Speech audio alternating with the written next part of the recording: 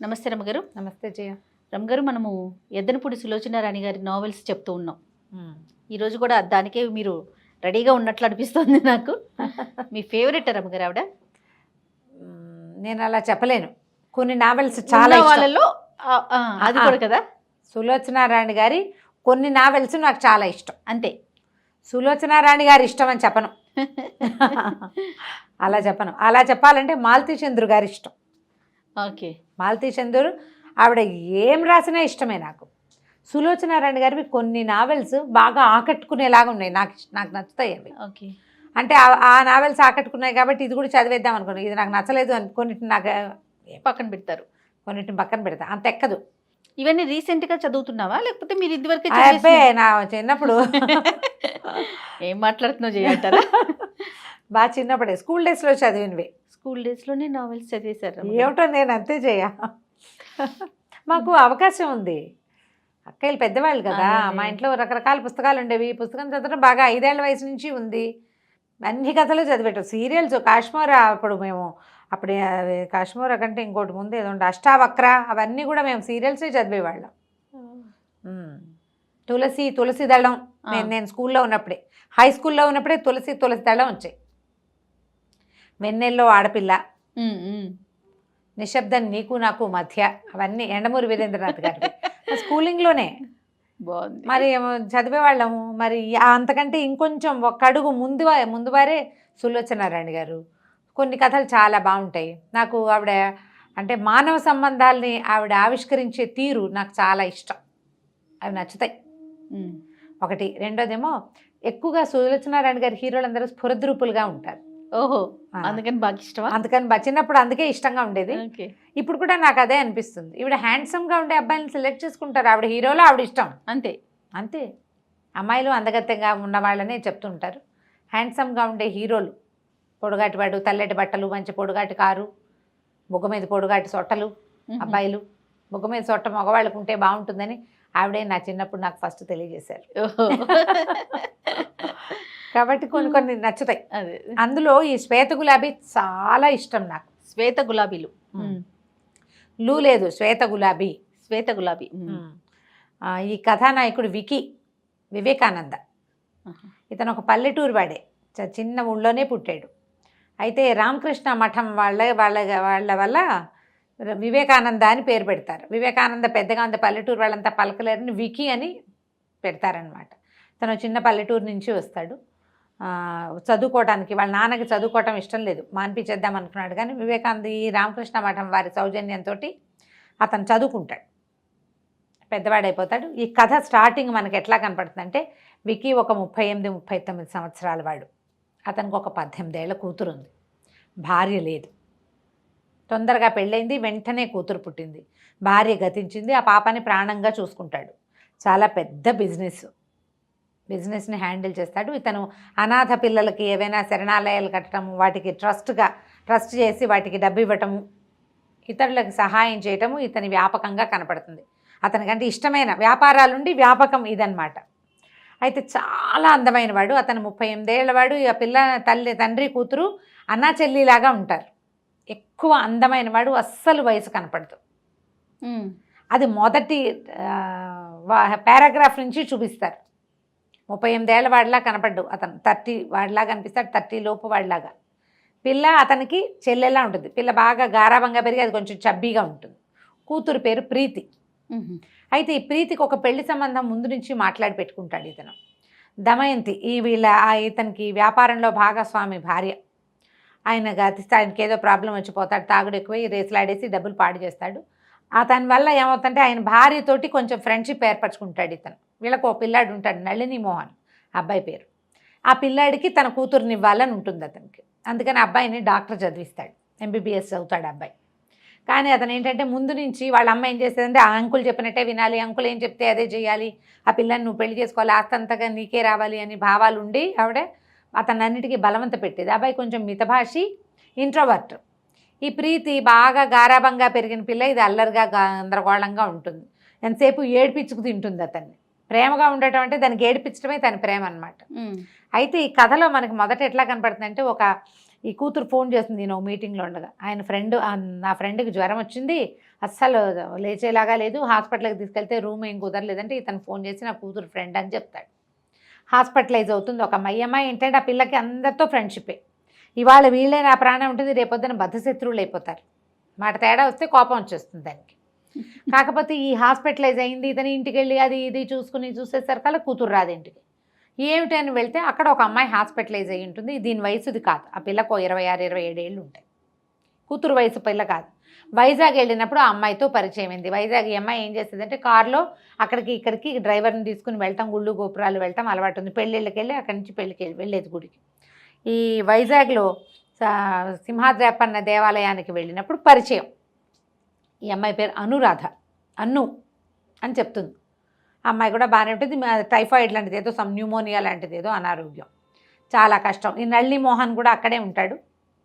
ఆవిడ భలే ఆకట్టుకుంటుంది ఆ మంచం మీద ఉన్న అమ్మాయి. ఇతని వయసుతో ఇతని కంటే కొంచెం పెద్దదో కూడా, ఈ నళిని మోహన్ కంటే. తను ఎంబీబీఎస్ అయిపోయిన వాడు కదా. అయితే ఏమవుతుంది, సరే ఒక పూట గడుస్తుంది. ఆ రోజు రాత్రి ఇంటికి రాదు పిల్ల. ఇతనే హాస్పిటల్కి వెళ్తాడు. వెళ్ళాక చూస్తే సరే కూతుర్ని నువ్వు పడుకో నేను చూసుకుంటానని చెప్పి తండ్రి కూతుర్ని పడుకోబెట్టి ఆ పిల్లని చూసుకోవడానికి దగ్గర నుంచుంటే ఆ అమ్మాయి కాసేపటికి అరిచి మమ్మీ వెళ్ళొద్దు మమ్మీ నేను నీతో వచ్చేస్తానని కలవరింతలు, జ్వరాల్లో ఒక రకమైన డెలీరియం వస్తుంది కదా. అయితే ఏమవుతుంది, ఆ అమ్మాయి ఏడుస్తూ ఉంటుంది. సరే కావలించుకుంటుంది. ఎవరో ఒకళ్ళు మనిషి పట్టుకుంటారు, పడిపోతుంటే పట్టుకుంటాడు. ఈ దగ్గర కూర్చునేసరికి ఆ మెడలో ఇంచి ఒక చిన్న $1 ఉన్న గొలుసు బయటపడుతుంది. ఆ $1 పట్టుకునేసరికి అందులో ఒక ఫోటో ఉంటుంది. ఆ ఫోటో గుర్తుపడతాడు అతను. ఇతనికి తెలుసు, పారిజాతం ఆవిడ పేరు. పక్కపాపిడి చక్కగా రాస్తారు, పొట్టి చేతులు జాకెట్టు, పక్కపాపిడి, పెద్ద బొట్టు, చక్కగా అందంగా నవ్వుతున్న పారిజాతం. హడిలిపోతాడు, ఇదేంటి పారిజాతం ఫోటో ఇక్కడికి ఎట్లా వచ్చింది? తీరా చూస్తే ఈ పిల్లెవరో అతనికి తెలియదు. అతనికి తెలుసు పారిజాతానికి ఒక కూతురు ఉంది, శ్వేత, 8 ఏళ్ల పిల్ల. ఆ పిల్ల చనిపోయినప్పుడు దానికి 8 ఏళ్ళు. తెల్లగా ఇంత బూరి పుగ్గలతో పొట్టి క్రాఫ్ట్ తోటి పుష్టిగా ఉండే పిల్ల స్థానంలో ఈ 5, 7, 5, 8 ఉండి ఇంత పొడుగున సన్నగా పొడుగ్గా మంచి చక్కగా కనపడుతున్న అవయవ సౌష్ఠవంతో కనపడే ఈ అమ్మాయి ఆ పిల్ల అంటే నమ్మలేకపోతాడు. ఆ అమ్మాయి ఒంటి మీద ఒక చోట పుట్టుమచ్చ ఉంటుంది, అతనికి తెలుసు. చూసి ఈ పిల్లే ఆ పిల్ల అని నిర్ధారించుకుంటాడు. ఆ పారిజాతం ఎవరు అని చెప్పాలి. ఇతను ఇక్కడ చదువుకోవడానికి సిటీకి వచ్చాడు. వస్తే కాలేజీలో ఏదో స్పీచ్ ఇస్తాడు.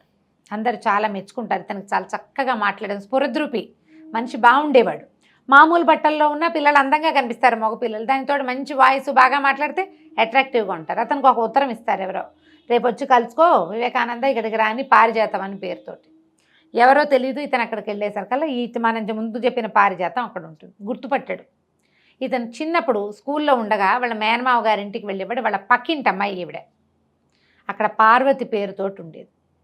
నువ్వా అని ఆశ్చర్యపోతాడు. ఆవిడకి పెళ్లి కుదిరిస్తే ఆ అమ్మాయి ఇంట్లో నుంచి పారిపోతుంది, ఎవరితోటో పారిపోతుంది. ఇప్పుడు వేరేగా సెటిల్ అయి ఉంది. పెద్ద ఇల్లు, గుర్ఖా, ఓ డ్రైవరు, కారు, వంట మనిషి, గ్రాండ్ లైఫ్ స్టైల్లో ఉంది. ఇంత పిల్ల, 6-7 సంవత్సరాల పిల్ల. ఆవిడ ఈవిని చక్కగా తమ్ముడిలాగా చూసుకుంటుంది, చాలా ప్రీతిగా చూస్తుంది. బట్టలు కుట్టిస్తుంది, శుభ్రంగా భోజనం పెడుతుంది. హాయిగా ఆ పిల్లతో ఆడుకుంటూ అక్కడే ఉంటాడు. ఒక రూమ్ ఉంది, రూమ్కి వెళ్తూ ఉంటాడు, కానీ ఎప్పుడు వచ్చి ఇక్కడ ఉంటూ ఉంటాడనమాట. చాలా బాగా మంచి క్లోజ్ అవుతారు. 1 సంవత్సరం దాదాపుగా వాళ్ళ ఇంటికి తిరుగుతాడు. ఒకరోజు ఆ ఇంటికి వచ్చిన ఒక ఆయన దృష్టిలో పడతాడు. ఆయన ఎవరంటే ఈ అమ్మాయి ఎవరితో ఉంటుందో ఆయన. ఈ కుర్రాడు ఎవరితోటో ఎవరికో గేలం వేసిందన్న ఫీలింగ్ వచ్చింది అతనికి. నిజానికి ఇక్కడున్న సంబంధం అది కాదు. ఈవిడికి ఏంటంటే ఒక హార్ట్ ప్రాబ్లం ఏదో ఉంది. మొదట ఎవరితో వచ్చిందో ఆయనతోటి లేదు. తర్వాత కొంచెం వ్యాపారం వచ్చిన ఆయన తర్వాత ఆయన ఈవిడికి వ్యాపారం చేయటం అది నేర్పించాడు. బిజినెస్లో బాగా సంపాదించుకుంది, పిల్ల పేరుతో అన్నీ ఏర్పరిచి పెట్టుకుంది, బంగారం వెండి అన్నీ కొనుక్కుంది. కానీ హార్ట్ ప్రాబ్లం ఉంది. ఈయన ఒక లాల్చి వేసుకున్న మార్వాడి ఆయన అప్పుడప్పుడు వచ్చిపోయేవాడు. ఆయన మెయింటెనెన్స్లో ఉంది ఈవిడ.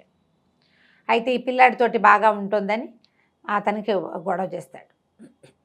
చాలా గొడవ అయిన తర్వాత వీటి కుర్రాడి కోపం వచ్చేస్తుంది. చీచి వీళ్ళ ఇంటికి వెళ్ళకూడదని మానేస్తాడు. 1 వారం 2 వారాలు వెళ్ళకుండా అయిపోతాడు, కొన్ని వారాల పాటు. ఆ పిల్ల మీద బెంగ ఉంటుంది, అక్క మీద ప్రీతి ఇతనికి. చిన్నవాడు అప్పటికి ఒక 17-18 సంవత్సరాలు ఉంటాయి. Degree 2nd year 3rd year అట్లా ఉంటాడనమాట. అయితే ఏమవుతుందంటే ఒకనాడు ఉత్తరం రాసి కబురు చేస్తే వెళ్తాడు. అక్కడికి వెళ్ళేసరికి అలా చాలా నీరసంగా కనపడుతుంది. మెల్లిగా తన జీవిత చరిత్ర ఇట్లా ఇట్లా జరిగింది, నా జీవితం ఇట్లా అయిపోయింది, కానీ నేను అంత చెడిపోలేదు, వ్యాపారంలోనే నేను సంపాదించుకున్నానని నీకు ఒక విషయం అప్పచెప్తానని ఏం చేస్తుంటే, నేను పిల్లకి బంగారం కొన్నాను, ఇంత దంతా పెట్టి ఒకటి చూపిస్తుంది, దాని నిండా వజ్రాలు కెంపులు అవి ఆభరణాలు చాలా కొంటుంది, 20 జతల గాజులు, కెంపులు ముత్యాలతోటి పచ్చలతోటి సెట్లు, ఇదంతా శ్వేతవి. నేను ఇప్పుడు ఆపరేషన్ చేయించుకుంటా, బతికున్నానా సరే సరే, ఒకవేళ నేను చచ్చిపోతే పిల్ల బాధ్యత, ఈ బంగారం బాధ్యత నీది. నేనే చిన్నపిల్లని కదా అంటాడు, కాదు నువ్వు మంచివాడివి, చిన్నవాడివి అయినా కూడా మంచివాడివి, నేను ఇవన్నీ ఎక్కడ పెట్టుకుంటానంటాడు, దానికి కూడా నేను ఏర్పాటు చేస్తానని మర్నాడు బ్యాంకుకి తీసుకెళ్ళి ఒక బ్యాంక్ అకౌంట్ ఓపెన్ చేసి ఈ పిల్లాడు చదువుకోవడానికి ఒక 20,000 రూపాయలు వేసేస్తుంది. ఇతని పేరు మీద లాకర్ తీసి ఆ లాకర్లో ఆ సామాన్లు అట్టు పెడుతుంది. నాకు ఏదైనా అయితే పిల్ల బాధ్యత నీదే నీదే నీదే అని చెప్తుంది. సరేనని ఒప్పుకుంటాడు. ఆపరేషన్కి వెళ్తారు, ఆవిడ కాస్త చనిపోతుంది సర్జరీలో. ఈ పిల్లని తెచ్చుకుంటాడు, ఏం చేస్తాడు మరి? ఆ ఇల్లు బాకిలి మార్వాడి ఆయనవి, ఈవిడిది డబ్బు బంగారము ఆవిడ ఏర్పరిచినవి ఆవిడవి అనమాట. ఆ బంగారం ఉంది కదా, ఈ పిల్ల పేరుతో ఇతని పేరుతో డబ్బులు వేసేసింది, ఇంకా వాళ్ళు వచ్చి మిగిలినవన్నీ లాగేసుకుంటారు, ఈ పిల్లని వదిలేస్తారు వాళ్ళు. పిల్ల ఆయన పిల్ల కాదనమాట, ఆ పిల్ల శ్వేతని తనతో తెచ్చుకుంటాడు. వాళ్ళ నాన్న వచ్చి కేకలేస్తాడు, అసలు నువ్వు వాళ్ళ ఇంటికి ఎందుకు వెళ్తున్నావు అంటాడు ముందు ఒకసారి. ఈ పిల్లని బయటకు వద్దంటాడు, అయినా సరే వీడు ఒప్పుకోడు, నాతోటే ఉంటుంది, నేను వదిలిపెట్టను అంటాడు. ఆ రూమ్లో తనతో పాటు ఉంచుకుంటాడు. అది 8-9 ఏళ్ల పిల్లని. ఇతనికి వేణు అని చదువుకునేటప్పుడే ఫ్రెండ్, అతనికి కూడా తెలుసు ఈ పారిజాతం వాళ్ళ ఇంటికి అప్పుడప్పుడు వచ్చేవాడు, ఈ పిల్ల అతనికి తెలుసు, ఫ్రెండ్స్ కూడా తెలుసు ఇక్కడ ఏం జరిగింది, ఆవిడ ఎంత బాగా చూసింది అవన్నీ తెలుసు వాళ్ళకి.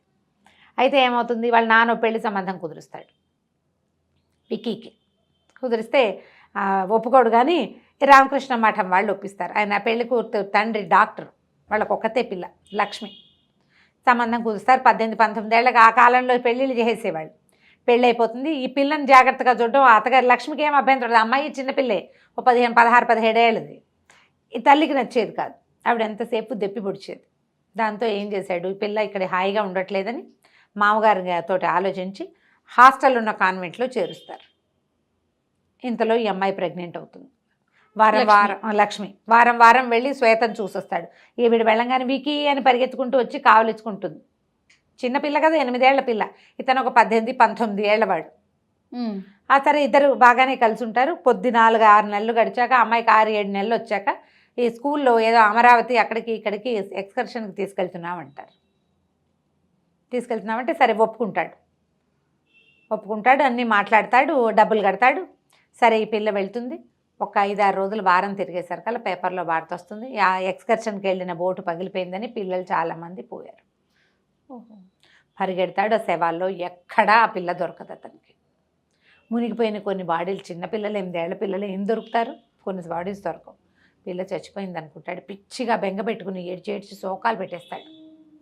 ఆ అమ్మాయికి భయంగా ఉంటుంది, దాన్ని అక్కడెక్కడో పెట్టాము, దాన్ని ఉసురు పోసుకుని పుట్టే పిల్లలు సరిగ్గా పుట్టరేమోను అని భయంగా ఉంటుంది.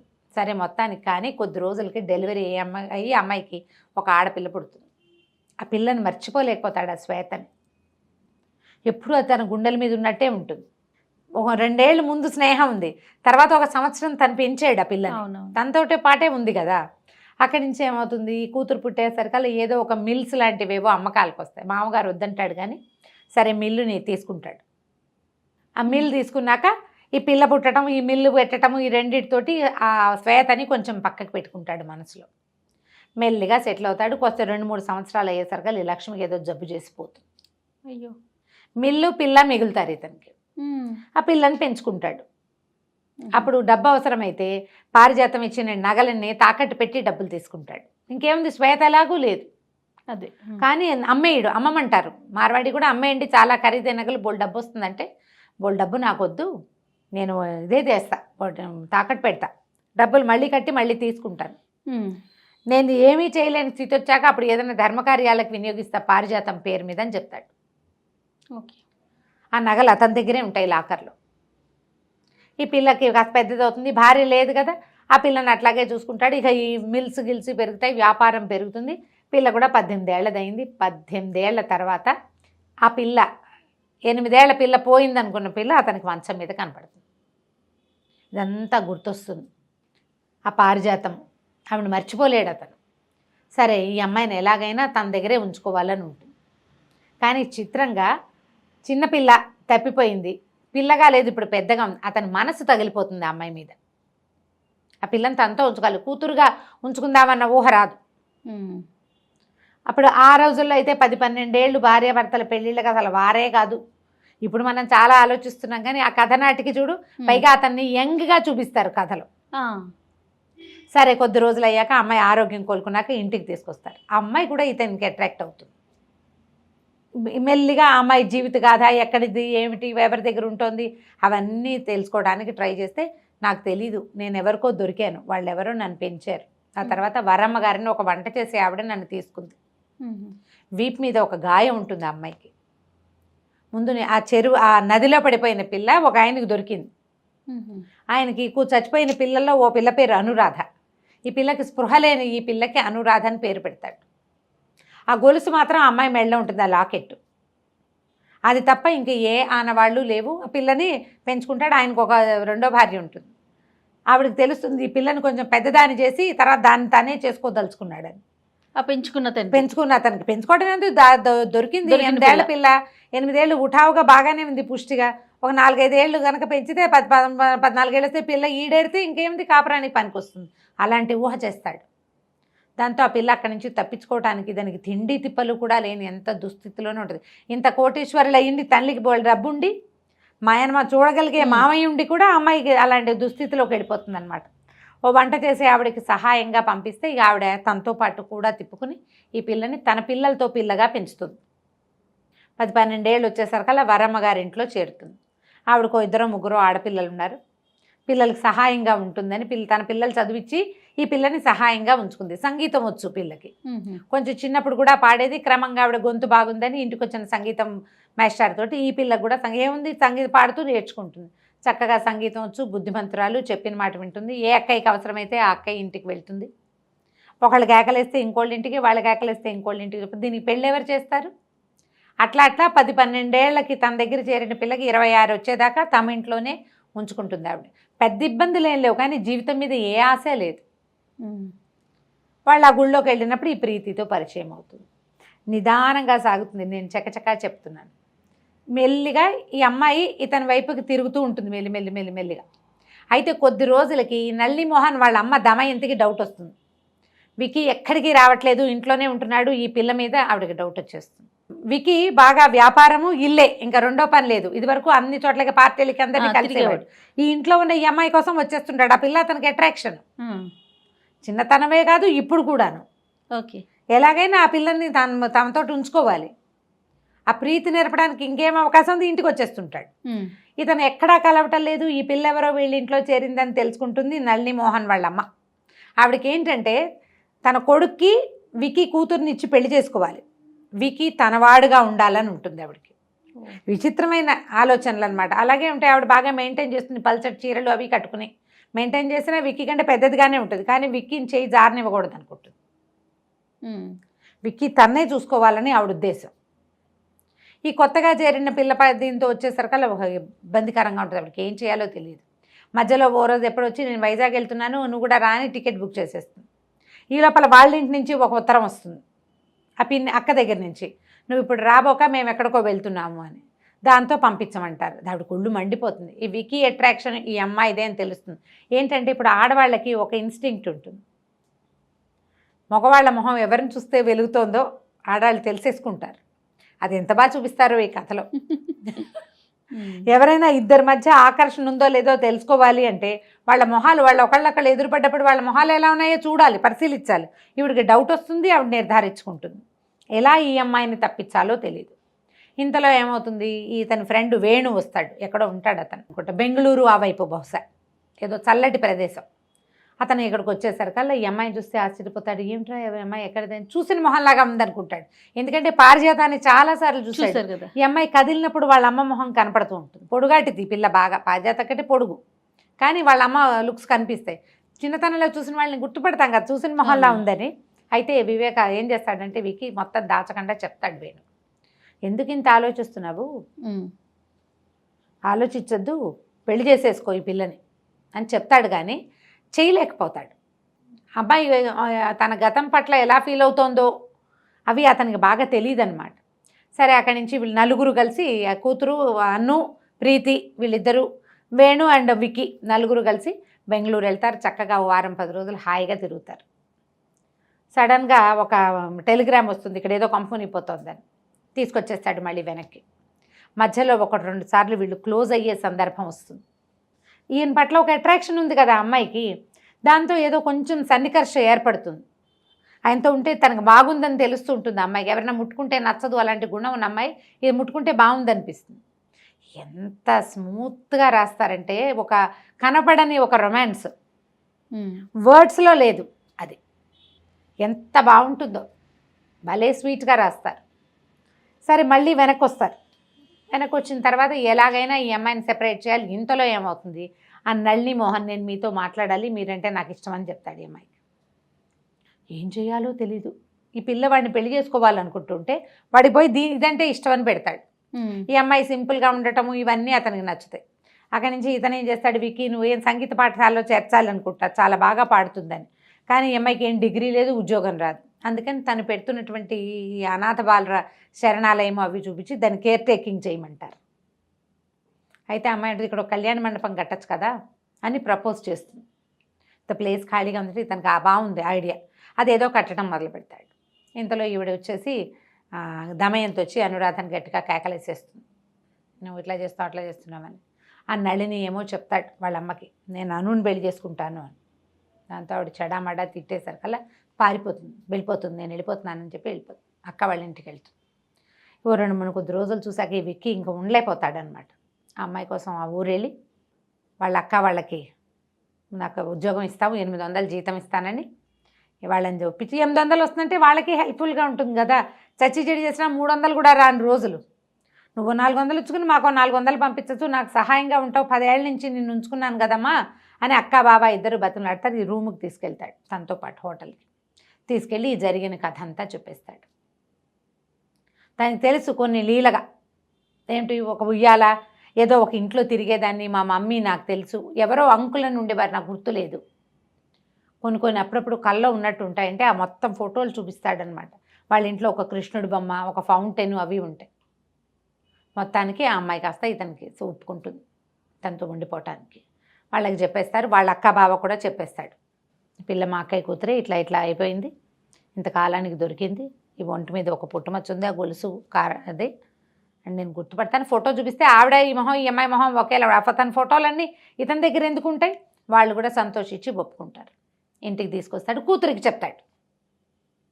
చెప్తే ఒప్పుకుంటుంది. అది ఒప్పుకుని ఏం చేస్తుంది, అన్న దమయంతికి చెప్తుంది. తీసుకెళ్ళి చెప్పేసరికి పక్కపక్కనవి దొంగ కథ చెప్తున్నారు, మీ నాన్న దాన్ని పెళ్లి చేసుకోవడానికి మీ నాన్నని వల్ల వేసుకుంది, మీ నాన్నని కాకుండా చేసింది, అన్ను పెళ్లి చేసుకుందామని అడుగుతాడు అనురాధని. అడిగితే అమ్మాయి ఏమంటుందంటే, ప్రీతి పెళ్ళి అనుకున్నావు, ఆ పిల్ల పెళ్ళి అయిపోనివ్వు ముందు, దాని పెళ్లి మీద మన పెళ్ళి ఎఫెక్ట్ పడుతుందేమో, అది వెళ్ళాక అప్పుడు మనం ఆలోచిద్దామని చెప్తుంది. కానీ తనతో తీసుకొస్తాడు కదా.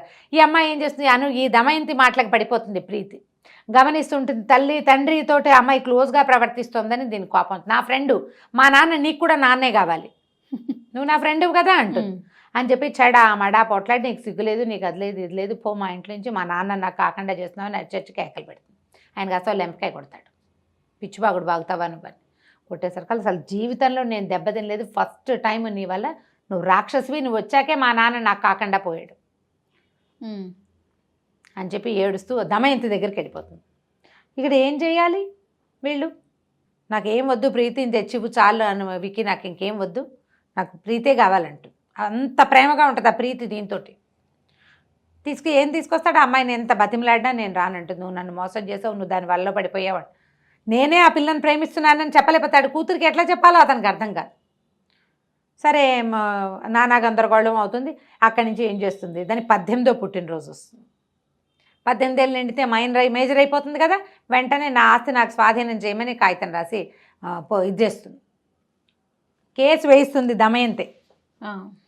పెళ్లి సంబంధం పెళ్లి చేసేస్తానని అడుగుతాడు దమయంతిని.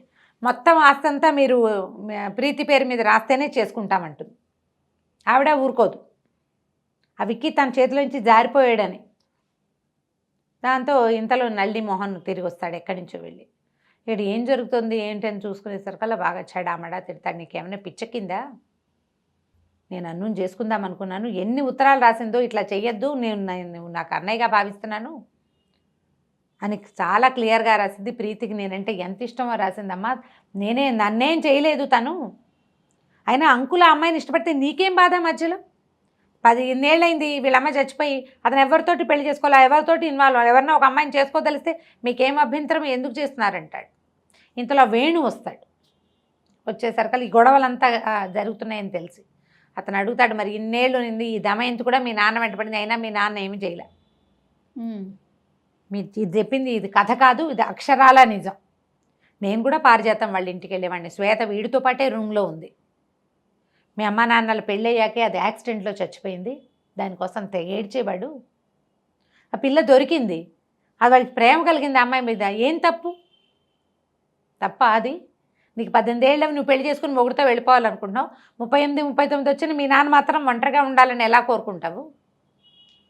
సరే, అయ్యో నేను చాలా తప్పు చేశానంటే తీసుకెళ్ళి, ఇంతలో ఏమవుతుంది, ఈ నళిని మోహన్ పరిగెత్తుకుంటూ వస్తాడు, మీకు జరిగిన శాస్తి జరిగింది, అనురాధ స్లీపింగ్ పిల్స్ తీసుకుని చనిపోయేలాగా ఉంది అని. హాస్పిటల్కి పరిగెడతారు. అమ్మాయి ఎవరి దగ్గరకో వెళ్తుంది. ఇది అనాథ శరణాలయంలో ఉంటారు కదా, అక్కడ ఉన్న పిల్లల్లో ఒక ఆఫీస్ అసిస్టెంట్ ఎవరో ఉంటుంది, కళ్యాణం ఏదో క్యారెక్టర్. వాళ్ళ ఇంటికి వెళ్ళింది, రాత్రి పడుకుంది, పొద్దున్నే చాలా స్లీపింగ్ పిల్స్ వేసేసుకుంది. ఇక బతికుండి ప్రయోజనం లేదు, అదికి ఎలాగూ దక్కేది లేదు, ఈ పిల్ల తండ్రి విడిపోతున్నారు కదా తన వల్ల అని చాలా కష్టపడి బతికిస్తారు. బతికిస్తాక తర్వాత ఈ ప్రీతి చాలా ప్రాధాయపడి ఒప్పించుతుంది అనమాట, పెళ్లి చేసేసుకోమన్న వాళ్ళ నాన్నని అమ్మ నాన్నతోటే నా పెళ్ళి అవుతుందని వాళ్ళిద్దరికీ పెళ్లి చేశాకే ప్రీతి పెళ్ళి అవుతుందన్నమాట. ఆ శ్వేత గులాబీ అని పిలిచేవాడు. వాళ్ళ ఇంట్లో ఎక్కడ ప్రతి చోట అసలు మనకు మొట్టమొదటి చూపించడం కూడా ఒక ఆకుపచ్చటి రెమ్మలు, వాటి మధ్యలో తెల్లటి గులాబీ పువ్వు చెప్తారు. అతనికి వైట్ గులాబీలు అంటే అంత ఇష్టం. ఆ తెల్ల గులాబీ లాగా ఉండే అమ్మాయి మీదకి వస్తమే ఉండి ఉండి ఉండి ఉండి చివరికి ఆ పిల్ల దొరికాక పెళ్లి చేసుకుంటాడు. శ్వేత గులాబీ చాలా బాగుంది రమ్మగారు, భలే ఇంట్రెస్టింగ్గా ఉంటుంది చదివితే. అయితే యంగ్గా ఉండే వాళ్ళు మనకి ఇప్పటికీ కొంతమంది కనిపిస్తారు. కథ బాగుంటుంది. 18 ఏళ్ల పిల్లకి పెళ్ళేమిటి అనిపిస్తుంది, కానీ చేసేవాళ్ళు 70s ఏం పెద్ద ఆలోచించే వాళ్ళు ఏం కాదు. చాలా ఇంట్రెస్టింగ్గా ఉంటుంది కథ. తాపీగా చదివితే ఇంకా ఇంకా ఇంకా ఇంకా చాలా బాగుంటుంది. ట్రై చేసి చదవండి, స్క్రిప్ట్లో దొరుకుతుంది. సూపర్. నమస్తే రమ్మగారు. నమస్తే.